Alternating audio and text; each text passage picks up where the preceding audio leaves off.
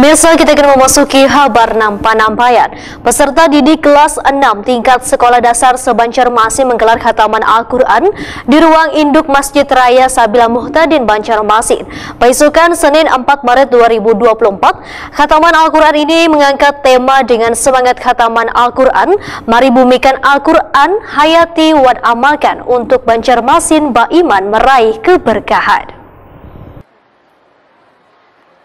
Peserta didik kelas 6 tingkat sekolah dasar se-Banjarmasin menggelar khataman Al-Quran di ruang induk Masjid Raya Sabila Muhtadin, Banjarmasin besokan Senin 4 Maret 2024.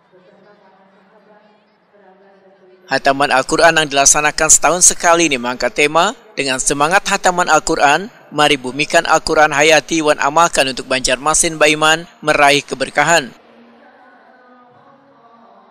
Wakil Wali Kota Banjarmasin Arifin Nur dalam sambutannya menyatakan, khataman Al-Quran merupakan salah satu persyaratan bagi murid kelas 6 SD yang harus mereka penuhi sebelum lulus dan melanjutkan sekolah ke jenjang berikutnya.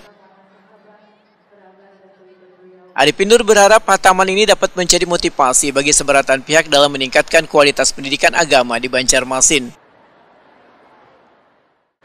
Khataman ini merupakan kegiatan rutin yang dilaksanakan sebagai bentuk dari upaya pemerintah dalam menggunakan budaya mampu baca Al-Quran, memahami hingga dapat dewasa nanti menjadi insan-insan yang baik dan berakhlak. Khataman ini juga merupakan salah satu persyaratan bagi murid kelas 6 SD yang sebelum lulus sudah maju ke sekolah di yang berikutnya. Hadirin yang berbahagia, tentunya kami mengucapkan terima kasih yang setinggi-tingginya kepada para ustaz-ustazah, para guru-guru, serta semua pihak sekolah atas bimbingan dan dukungan yang diberikan kepada para murid bagi proses belajar mengajar selama ini. Bahkan beberapa itu sangat penting termasuk hubungan karakter dan kepribadian para murid sekalian.